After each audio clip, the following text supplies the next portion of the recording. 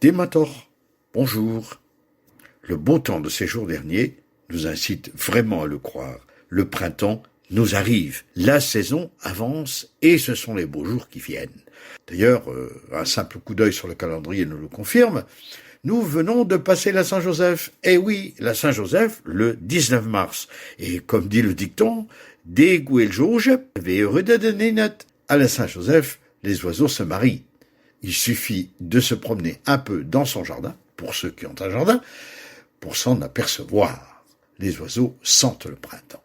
Alors, allez-vous me dire, quel rapport avec Saint-Joseph ? Eh bien, si aujourd'hui la Saint-Joseph est une chose bien oubliée, il n'en était pas de même voici encore quelques décennies. Mais allez-vous me dire, la Saint-Joseph, qu'est-ce que c'était ?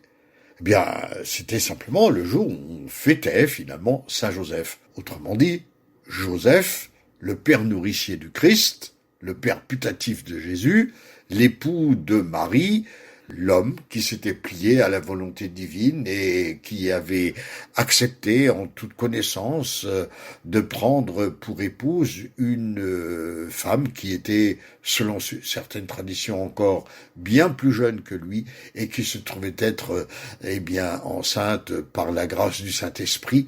Et cette épouse, il la prenait aussi en toute connaissance de son vœu de virginité.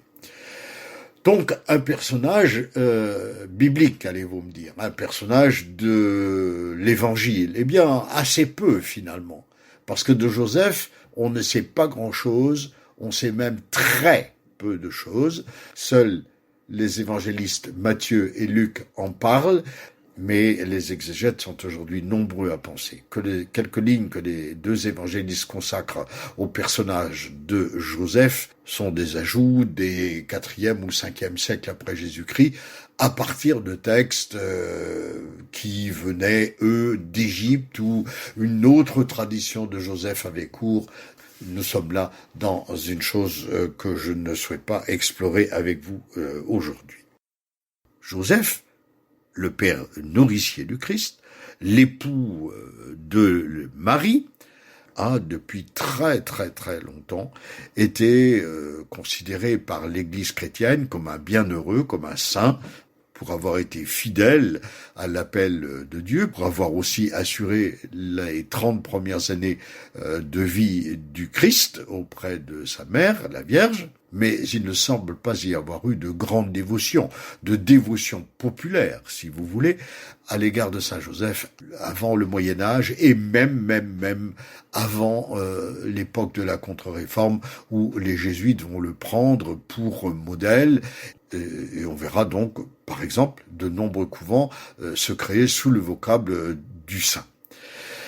C'est aussi à la même époque que l'on se trouve dans la conquête du Canada, et c'est au Canada que l'on trouve Saint-Joseph dans les noms de lieux. Les toponymes autour de Joseph sont très peu nombreux par ailleurs en Europe, et en Bretagne encore moins, visiblement.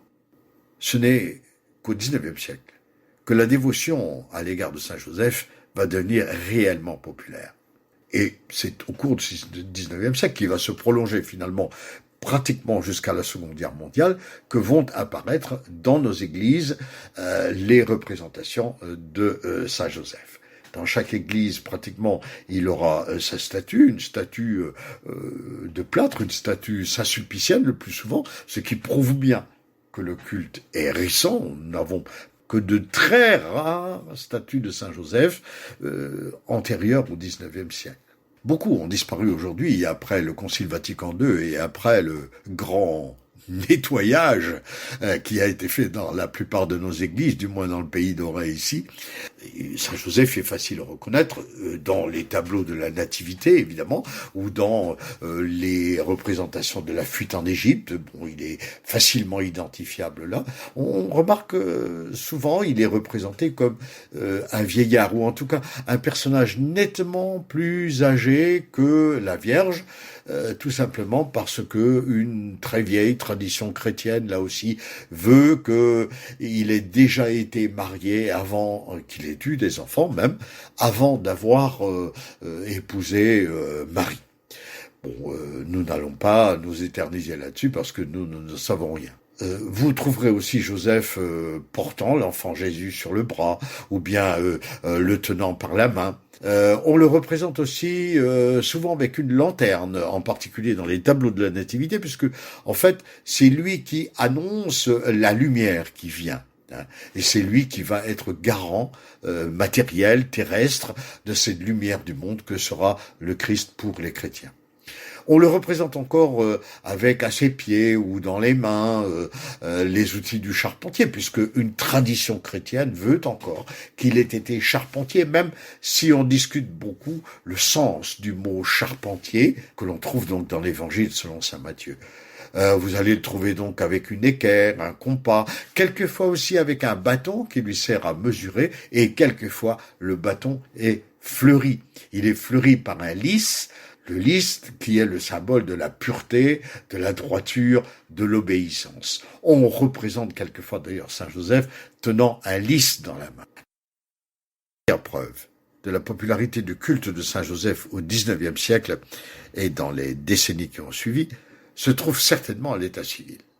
Le nombre de personnes, hommes et femmes, placés à leur naissance ou à leur baptême, si vous voulez, sous le patronage de Joseph est tout simplement incroyable. Joseph, Josep en breton, est évidemment un prénom de garçon. Il connaît bien sûr de nombreux diminutifs. Au-delà du Jojo classique, Jop, Jep, Jebec, Jobec, etc. Mais au-delà du prénom masculin, il y a aussi une féminisation du nom Joseph, écrit cette fois-là P-H-E à la fin. L'association Marie-Joseph a connu un véritable boom. Marie-Joseph, en breton, Marjojep, Marie-Josep.